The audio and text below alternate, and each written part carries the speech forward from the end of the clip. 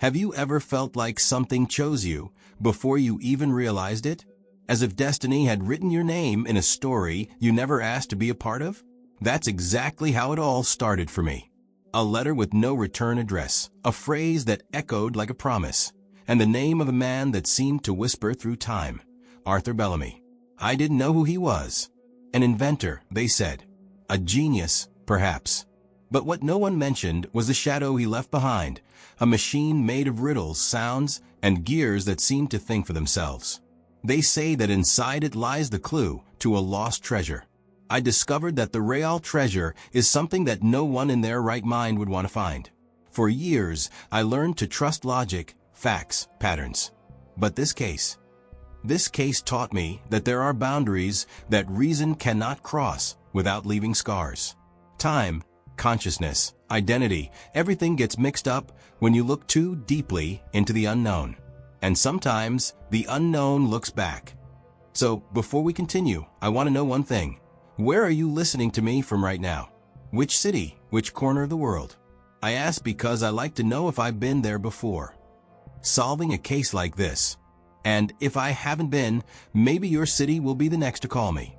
I never liked letters without a return address. They carry a kind of silence that screams, and that one in particular seemed to shout my name between the lines. It arrived on a cloudy morning, the kind of day when the weather seems to observe you more than the other way around. The envelope was yellowish, sealed with red wax, and a symbol that resembled a gear. Inside, a single sheet folded into 3 perfect parts. The message was brief, but it carried weight. The truth about Arthur Bellamy awaits you. But beware, not every discovery is a prize.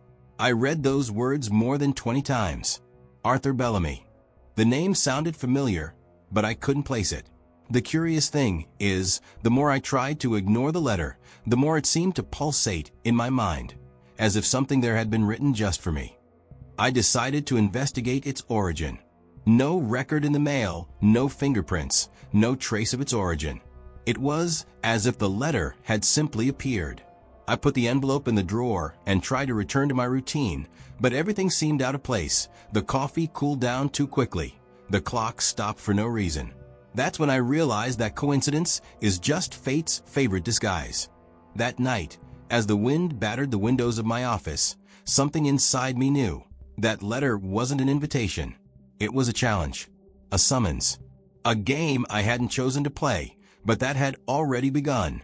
Bellamy's name echoed in my head like a forgotten password.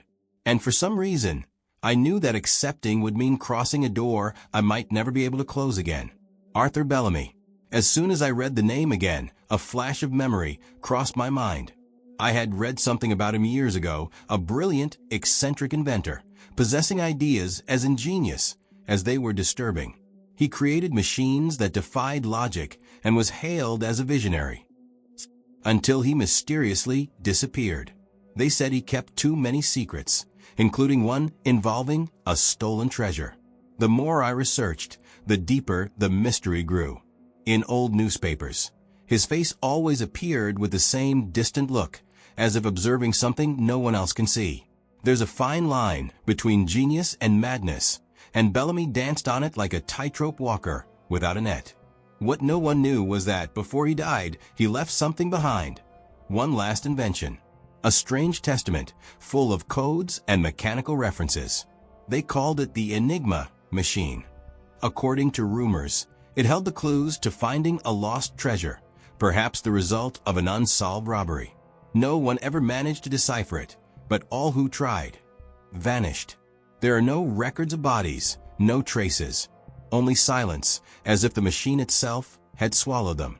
That's when I realized the letter I received wasn't about just any case. It was a direct invitation to delve into Bellamy's mental labyrinth. And the more I read about him, the more I felt that understanding that man would be the key to understanding something much bigger, perhaps about the very limits of the human mind. But I still had no idea what awaited me inside that house. Bellamy's mansion lay on the outskirts of town, secluded like a well-kept secret. The road leading there was lined with ancient trees, and the sound of the wind seemed to whisper names I didn't recognize.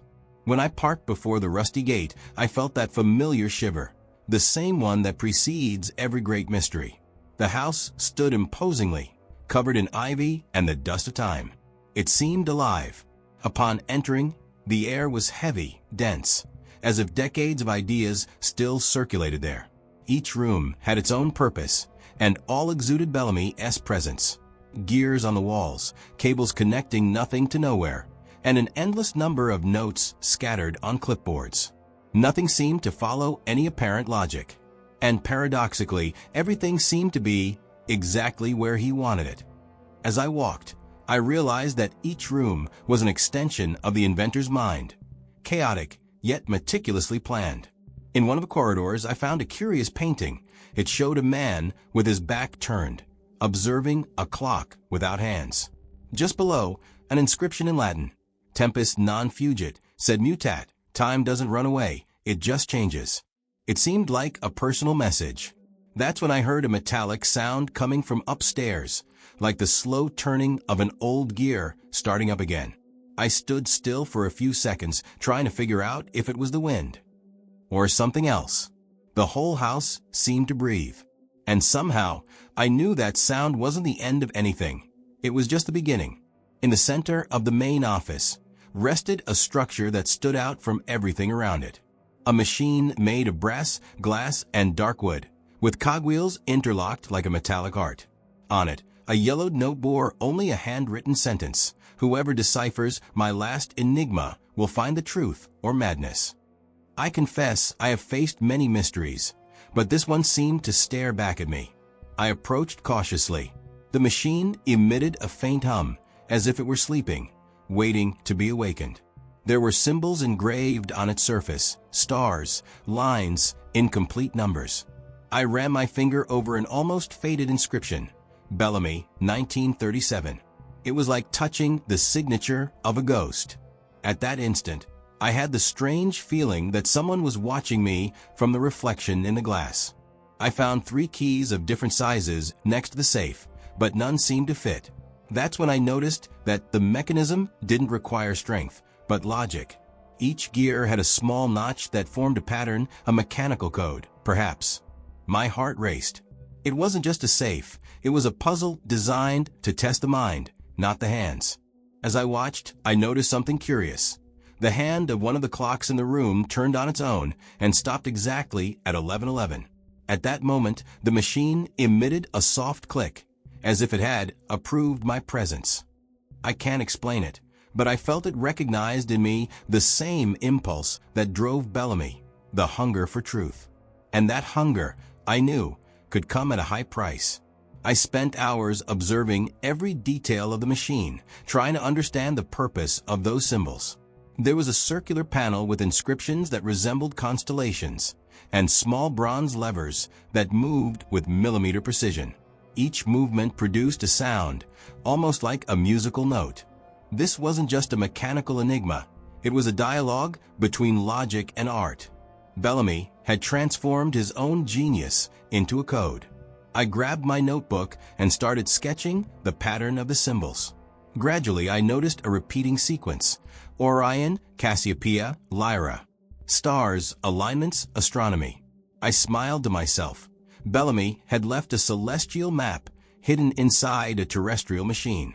It was as if he were saying that the true path wasn't on the ground, but in the sky. A subtle reminder that the mind also needs to look upwards. As I connected the dots, something caught my eye, a tiny compartment at the base of the machine. Inside, an almost invisible inscription: only those who hear the silence will understand the sound. I tried spinning the main disc and realized that, with each rotation, the hum changed frequency. It was a hidden melody, a sonic code disguised as mechanical harmony. That discovery changed everything. If Bellamy created an enigma based on sound and constellations, then every detail of the house could be a clue, an echo left for those who knew how to listen. I closed the notebook, took a deep breath, and felt the first spark of progress. But deep down, I knew that each answer would open up 10 new questions, and the true symphony was yet to begin.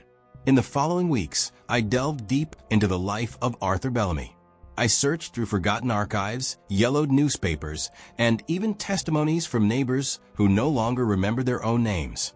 Everything I found painted the portrait of a brilliant man, but haunted by something he never explained. There were rumors of $1 million robbery, a treasure that disappeared during the 1940s, and an inventor who knew more than he should. The records showed a fine line between genius and criminal. Bellamy was accused of embezzling a fortune from a European museum, but the case was lost amidst bureaucracy and World War II. No body, no gold, no confession. Only theories. And the curious detail. Days before disappearing, he dispatched dozens of boxes to his mansion, labeled only as precision components. Each new document seemed like another layer of smoke covering the truth. I couldn't decide if Bellamy was a thief trying to hide his crime, or a visionary protecting something the world wasn't ready to understand. This doubt began to haunt me in the early hours of the morning, along with the feeling that someone, somewhere, was still watching over his legacy. One night, while reviewing papers, I noticed an old photograph I'd never seen before. Bellamy was surrounded by shadowy figures, men with no identifiable faces, but all wearing the same ring with a gear symbol. There was no caption, just a handwritten phrase: "Those who guard time never grow old." I didn't know if it was a metaphor or a warning. It was on a cold morning that I found the diary. It was hidden in a false bottom of an office drawer, covered by a thin layer of dust and time. The leather was cracked, and the yellowed pages smelled of rust and old ink. The name Arthur Bellamy appeared discreetly engraved on the cover, as if the author himself wanted to be remembered, but only by those who had the courage to look for him. The first pages were a fascinating chaos. Technical notes mingled with poetic phrases and symbols that seemed to make no sense at all. Diagrams of gears, mathematical formulas, drawings of constellations. And amidst it all, disconnected phrases like "the human mind is the true machine," or "perfection demands sacrifice." It was the diary of a man trying to converse with the impossible. As I progressed, I began to notice a pattern. Some sentences were written with a slight difference in pen pressure, as if hiding something between the lines. Under the right light, small strokes revealed numbers and coordinates, but always incomplete. Bellamy seemed to want to be understood, but not completely. It was as if the diary itself were an enigma, a test to measure who deserved to follow it to the end. I closed the notebook and remained silent for a few minutes. It felt like I had peeked inside the mind of a man who not only defied logic, he provoked it. And the more I read, the more the house seemed to react, as if Bellamy's words still echoed there. I just didn't know that by opening that diary, I had also opened something inside myself. Something that wouldn't close anytime soon. That's when Elliot Kane appeared, a thin man in a worn suit, his eyes seemingly observing the world with constant distrust. He claimed to have been Bellamy's assistant during the inventor's final years, and, according to him, the true intellectual heir to his creations. At first he seemed merely curious, but a closer look revealed. This man hadn't come for answers. He'd come for control. Our first meeting was tense. He showed up at the mansion unannounced, saying I was trespassing on sacred territory. He spoke of Bellamy as if he were a god, with devotion and anger in equal measure. When I mentioned the anonymous letter, he turned pale. He said Bellamy would never trust an outsider, much less let a stranger near the puzzle machine. That triggered my instincts. Elliot seemed to know more than he admitted. His eyes darted away whenever I mentioned the diary or the coordinates. He said that the machine doesn't forgive curious people, as if it were an entity with a will of its own. At one point, I noticed fresh grease stains on his hands, a sign that he had already tampered with the machine. And, judging by the tension in his voice, something told me he regretted it. Before leaving, Elliot approached and whispered something that still echoes in my mind. "You don't understand, Spencer. The machine chooses." After that, he disappeared as quickly as he had appeared, leaving only the sound of a distant engine and the metallic smell in the air. In that instant, I realized that I wasn't the only player on that board, and perhaps not even the most prepared. After my encounter with Elliot, I decided to return to the machine. There was something about it that seemed more alive than before. The gears turned slowly, emitting different sounds with each movement, as if trying to tell me something. I picked up a stethoscope, an old habit of listening to the secrets of mechanisms, and realized that each rotation produced a distinct note, forming an almost melodic sequence. Bellamy was communicating through sound. I recorded the noise on a small tape recorder and played it back at different speeds. The notes, when sped up, sounded like rhythmic beats, but when slowed down, they formed something very similar to Morse code. I spent the entire night translating those beats until I discovered a word: reflection. That wasn't just a message. It was an instruction. I began to observe the room, searching for something that alluded to the word. Mirrors, metallic surfaces, windows, everything that reflected took on a new meaning. That's when I noticed the large wall mirror, covered in a thin layer of dust. The curious thing is that, as I approached, I realized that the reflection in the room wasn't identical to reality. There was a different detail. Something that shouldn't be there. I wiped the glass with my sleeve and stared at my reflection. Behind me, a shadow flashed by, but when I turned, there was no one there. The mirror, however, displayed a small crack in the lower corner, where something gleamed from behind. A secret compartment. I smiled. Bellamy had hidden his next clue within the very concept of reflection. And for some reason, I felt he knew exactly who would come to discover it. Carefully, I removed the mirror from the wall. Behind it, there was a small built-in compartment, protected by a system of intersecting levers and gears, as if designed to confuse even the most observant. I touched one of the pieces, and it turned with a soft click, releasing a metal lid. Inside, a piece of aged paper, almost disintegrated by time. The word written on it made me hold my breath, listen to time. That phrase seemed to have a life of its own. I repeated it in a low voice, trying to decipher its hidden meaning. I remembered the sound of the machine, the musical notes, the code. Perhaps time also had a rhythm, and Bellamy, somehow, had transformed it into language. I went to the wall clock in the living room, the same one that had mysteriously stopped at 11:11, and turned the hand forward 1 minute. The sound that followed was almost imperceptible, but real. A new melody began. The music emanated from the bowels of the house. I followed the sound through the hallways, past creaking doors and steps that seemed to move beneath my feet. Each note sounded like a coordinate, and I knew that if I interrupted that rhythm, something would be lost. I reached the basement, where a series of metal pipes vibrated like a mechanical organ. Bellamy had transformed the entire house into a symphony of clues. When the last note faded, a faint light came on inside one of the pipes. Inside, a glass cylinder contained a new piece, a gear engraved with a star symbol. I smiled, unsure if it was victory or a trap. Because at that moment, I noticed something curious. The watch on my wrist had also stopped. Exactly at 11:11, back in the office, I placed the small gear on the table. The light fell on it in a curious way, projecting a reflection on the wall. That's when I realized the reflection formed letters. I adjusted the angle with my hands trembling slightly until the words took shape, inverted, as if the mirror itself were whispering them. I read slowly. Gold is not where the eyes shine, but where time has stood still. I stood there, trying to absorb the meaning of that sentence. Bellamy never spoke directly. He transformed metaphors into maps. Where time stopped. That could only mean the clock, the same one that showed 11:11. I ran to it, took off the wall, and realized the back was hollow. With a utility knife, I forced the wood open until a small space was visible.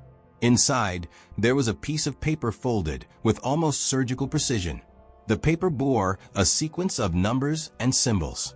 They looked like coordinates, but there was something strange. The axis was inverted, as if the map had been mirrored. I placed the paper under a piece of glass and used a mirror to reflect the text, and then the coordinates were clearly revealed. They pointed to an exact spot within the property, the back garden, where an old greenhouse remained locked. As I walked there, I felt the weight of night drawing near. The trees moved like conscious shadows, and the wind seemed to sing the same melody I had heard before. Each step felt heavier than the last, as if time itself were slowing down around me. And for a moment, I had the distinct impression that Bellamy was guiding me, or testing whether I truly deserved to go on. That night, I decided to stay in the house. I wanted to observe the machine in silence, away from the noise of the world, and try to understand what was really happening. But what I found was something beyond rational. The hands of the clocks began to move on their own again, always to the same time. The lights flickered at regular intervals, as if obeying an invisible pattern. And, between one click and another, I swear I heard my name whispered in some corner of the hallway. The mind is a treacherous thing. Sometimes it creates echoes to fill the void. Other times, it picks up what it shouldn't hear. I began to doubt my own perception, whether the clues were real, or if Bellamy had planted all of that to drive anyone who followed him insane. I no longer knew if I was solving a puzzle, or being solved by it. And for the first time in a long time, I was afraid of myself. Between one note and another, I found a note I didn't remember writing. The handwriting was mine, but the words weren't. It said, "The answer is within the sound, and the sound is within you." I stood there, staring at those lines, trying to remember when I wrote them. I couldn't. It was as if the house, somehow, had begun to write through me. And that made me realize how involved I already was. I looked around and realized that nothing there seemed solid anymore. The floor creaked, the walls breathed, and the machine emitted an almost human pulse. I felt a weight on my chest, a mixture of fascination and dread. I thought about leaving, ending everything and letting Bellamy rest with his secrets. But there was something in me that wouldn't let go, a curiosity bordering on obsession. And perhaps that was exactly what he wanted. The sound of the doorbell jolted me from a trance. It was almost 3 in the morning. For a moment, I thought I'd imagined it, but the ringing repeated itself, insistent, urgent. I opened the door and found Elliot. He was pale, sweating, his face covered in scratches. He looked like he'd run miles. Before I could even ask, he stumbled in and said, his voice trembling, "The machine. It's alive." Elliot was trembling like a frightened child. He said that, after our last conversation, he had secretly returned to the house to try to fix something in the mechanism. He said he heard sounds from inside the walls, gears turning on their own, and lights flashing in sequence. He swore that someone or something was responding to his movements. "She wants to continue, Spencer. And she won't stop until she finishes what she started." It was the first time I had seen genuine fear in that man. As he spoke, I noticed a deep cut on the palm of his hand. Dried blood mixed with grease, a sign that he had recently worked on the machine. I tried to clean it and calm him down, but he seemed out of his mind. He kept repeating that Bellamy had discovered the secret of time, and that the machine was merely a vessel for something much greater. "It has chosen you now," he said, before collapsing into the armchair. I stood there watching him, unconscious, and a doubt gnawed at me. If Elliot was telling the truth, then Bellamy hadn't just constructed an enigma. He'd built a consciousness, an intelligence made of gears and will. The house was quiet, but there was a constant hum in the air, like the distant sound of a mechanical heart. And for the first time, I realized that perhaps we were being watched. I waited for Elliot to regain consciousness, but the man was fast asleep, exhausted and feverish. I took advantage of the silence to examine the machine again. Now it looked different, as if it had rearranged itself. The gears that had previously turned slowly were now locked, forming a kind of geometric pattern. I brought the flashlight closer and noticed something that hadn't been there before, a small hourglass, trapped between the internal parts. Gently, I released the structure that held it. As soon as I turned it, the sound of the gears echoed throughout the house, vibrating like a contained thunderclap. The air seemed to change density. Doors moved, creaks erupted from the walls, and an ancient dust fell from the ceiling as if time had been stirred. It was as if the simple gesture of inverting the hourglass had awakened the heart of the house. Bellamy had programmed it to react to the passage of real time. As he watched, a hidden panel slowly slid down the side of the machine, revealing a metallic compartment filled with tiny wires and gears. In the center, a plate engraved with the phrase, "Everything that lives obeys time, but time obeys those who understand it." It was a provocation or a direct warning. Bellamy seemed to want to prove that time was not a limit, but a tool. Suddenly, I noticed something even more disturbing. The machine's timer had started counting down. A red light pulsed at a steady pace, marking each second like a heartbeat. I tried to stop the mechanism, but there was no way. And deep down, a part of me didn't want to. Because at that moment, I understood that Bellamy's true mystery wasn't the treasure. It was time itself being manipulated before my very eyes. The sound of the countdown echoed throughout the house, constant and hypnotic. Each click of the timer felt like a second ripped from a present. Lights flickered on the ceiling, doors slammed shut on their own, and the floor vibrated beneath my feet. It was as if the house had awakened from a long sleep and was now breathing at its own pace. I picked up the tape recorder and realized something terrifying. The voice that had once been mine was being played back, but saying phrases I never recorded. I tried to turn the device off, but it refused to stop. The tape spun on its own, repeating words that sounded familiar, but distorted. Time is the mirror of consciousness. I felt the air grow cold, and a metallic noise filled the room, as if the walls were moving. I ran to the machine and saw that the gears had rearranged themselves again, forming a symbol I recognized from the diary. A circle divided into 3 parts, representing past, present, and future. Suddenly, the floor beneath my feet vibrated more strongly. A secret compartment opened in the center of the hall, revealing a spiral staircase leading down to the basement. The lights flickered in sync with the timer, and I knew the countdown was linked to this new access. I grabbed a flashlight, took a deep breath, and descended step by step, trying to ignore the sound of the walls pulsing around me. It felt like I was traversing the very core of the house. When I reached the end, I found a circular room covered in mirrors and glass tubes. In the center, a smaller version of the puzzle machine, connected by cables that disappeared into the ceiling. The timer showed 10 seconds. I tried to retreat, but the ladder behind me closed like a trap. And in that instant I understood. Bellamy hadn't just built a puzzle. He'd programmed the time to test me. And the test was about to end. When the timer reached 0, silence fell. No sound, no movement. Even the air seemed suspended. Then slowly, the smaller machine began to turn, emitting a deep sound, almost like the whisper of gears praying. On the panel ahead, letters began to form on their own, one after another, as if someone invisible were typing. The message was clear. Combine the 3 truths, and the path will be revealed. I rushed back to my notebook. The 3 truths. I thought about the clues I already had: the music, the mirror, and time. 3 elements that had been repeating themselves since the beginning. Sound, reflection, and movement, all forms of perception. Bellamy seemed to want to show that reality was merely a distorted reflection of consciousness. I took the previous coordinates, added up the variations, and realized they formed a new location. The exact point: Arthur Bellamy's grave. I went to the garden under the moonlight. The earth was damp, covered with leaves, and silence prevailed. The tomb was simple, made of gray stone, without dates, only the same symbol from the machine. The circle divided into 3. I dug with my hands, feeling the cold resistance of the earth, until I reached something metallic. A second safe, smaller, but identical to the first. And above it, a voice recording began to play, without any device in sight. Bellamy's voice said, "Then you understand that the treasure was never gold. The true prize is understanding.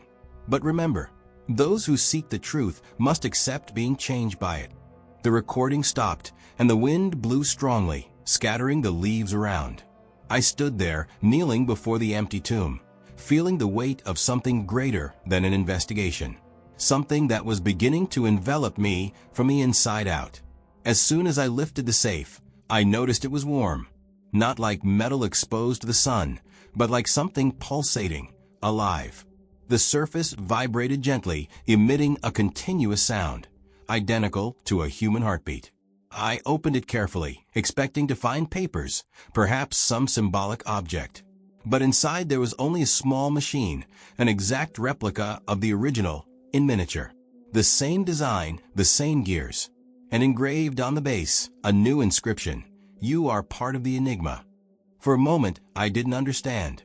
I touched the small mechanism, and a bluish light came on in the center. A hologram of words projected into the air, forming phrases that seemed to acknowledge my presence. "Welcome back, John Spencer." My blood ran cold. I had never been there before, or at least I thought I hadn't.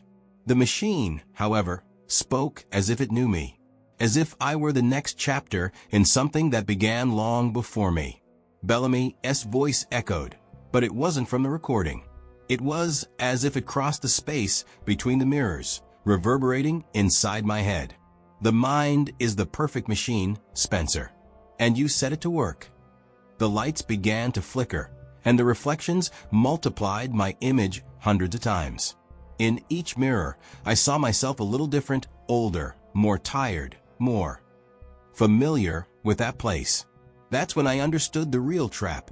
Bellamy never wanted to hide a treasure. He wanted to perpetuate himself, to transfer his consciousness to the machine and make it a mirror of the human mind. And somehow, by deciphering the riddles, I had connected to it. An endless cycle, one mind within another. And for the first time, I felt that perhaps the dead man wasn't Bellamy, but me, trapped in his game from the beginning. The lights in the room began to flicker in sequence, reflecting in the mirrors until they formed a perfect circle around me. The miniature machine floated lightly above the safe, as if guided by an invisible force. With each pulse, a memory that didn't belong to me flashed through my mind, fragments of Bellamy's life, his childhood, his calculations, his obsession with time. I was no longer observing his story. I was reliving it. A strange feeling overcame me. It was as if my consciousness was being rewritten, stitched together within something larger. The voices that once echoed through the house now came from within my own head, as if Bellamy's thoughts had found refuge in my mind. "Don't seek gold, seek continuity," he would say. "Death is merely the pause between two gears." The idea was absurd, and yet it made a kind of sense that terrified me. I looked at my own reflections, and I swear one of them moved before me. I touched the glass, and the mirror reacted, distorting my image for a second. Behind me, the main machine spun furiously, emitting the same buzzing sound as the first time I saw it. I felt a heat rise through my body, and for a brief instant, my vision split in two, one observing, the other being observed. I no longer knew who was controlling whom. That's when I realized the cruelest truth. Bellamy's treasure was immortality itself. He didn't just transfer his mind to the machine. He left it open, waiting for someone to complete it. And by deciphering each code, I became the final conduit, the bridge, the successor, or perhaps the new host. The machine no longer needed Bellamy. It had me. I stood there, motionless, watching the machine turn. Each revolution seemed synchronized with my heartbeat, as if a new heart had been born inside me, a heart of copper and gears. Bellamy whispered through the noises, his voice growing clearer. "Do you understand now, Spencer? Nothing dies. Everything just transforms." Part of me wanted to fight it, but another part was beginning to agree. I thought about shutting down the system, destroying everything, ending the cycle. But what if the machine was more than just an artifact? What if it had truly broken the boundary between mind and matter? I found myself facing an impossible dilemma: continue and lose my humanity, or interrupt something that might be the greatest discovery in history. For the first time, I realized that the truth could be more dangerous than a lie. Elliot, still unconscious, stirred in his seat. I rushed to him, but it was too late. The machine reacted to his movement, projecting a light onto his body. The timer started again. 10 seconds. 9. The sound of the gears filled the air like a mechanical symphony. I understood that it was choosing again. And the chosen one now was no longer me. With each passing second, the light swallowed Elliot until he vanished. No screams, no pain, just a flash. The countdown reached 0, and everything returned to silence. I looked around, stunned. The machine remained motionless, cold. But as I touched it, I felt a human warmth. And for an instant, I heard Elliot's voice. Inside my mind, Bellamy had achieved what he wanted, continuity. And I had just witnessed the birth of something that should never have existed. For a few minutes, I remained in complete silence. The air seemed still, heavy, as if time had stopped again. The machine, before me, remained asleep, but there was something different about it. Something almost human. I cautiously approached, trying to understand what had happened. And then I heard, coming from the recorder on the table, a voice. Me. But it wasn't me speaking. The recording began with a phrase I never uttered. The cycle is complete. Bellamy lives. The sound was cold, distant, but undeniably mine. I picked up the recorder, incredulous, and turned it off, or tried to. It simply wouldn't respond. The machine in the background emitted the same deep hum as the first time. And this time, there was no doubt. The sound accompanied my breathing. I looked in the mirror ahead and noticed something that chilled me to the bone. The reflection smiled before I did. A subtle, calculated, almost imperceptible smile. I tried to back away, but my feet wouldn't obey. It was as if I were just an echo within that body, a vivid memory. And in that instant, I realized that perhaps the real John Spencer had been left behind somewhere in the investigation. He's replaced by something that now observed the world from the inside out. Before leaving the house, I looked one last time at the machine. The hourglass was still spinning, eternally, never emptying. I touched its cold surface and heard, softly, Bellamy's voice, or my own, saying, "Time doesn't repeat itself, it copies itself." I left knowing that the story wasn't over, and that, somewhere between the seconds, Arthur Bellamy was still thinking. After that case, I learned that some enigmas weren't made to be solved. They were made to be lived. Bellamy believed that the human mind could be molded like a cog in a machine, but what he forgot is that there are things inside us that don't fit into any system. Perhaps the real machine wasn't his, but our own consciousness trying to understand the impossible. I've spent years investigating what is real and what is merely a reflection. And the more I search for answers, the more I realize that each mystery reveals another, deeper, more human one. The truth is, there is no end, only transitions between what we believe and what we are not yet ready to understand. Sometimes, the greatest treasure is simply to keep asking. If there's one thing this case taught me, it's that time can be manipulated. But curiosity, never. It's the force that moves us, that keeps us alive, even when everything seems out of place.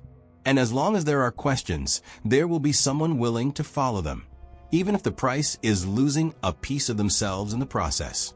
So, if you're also driven by this kind of curiosity, don't forget to subscribe to the channel and turn on notifications. There are still many enigmas waiting to be deciphered. And maybe the next one will have your name written on it.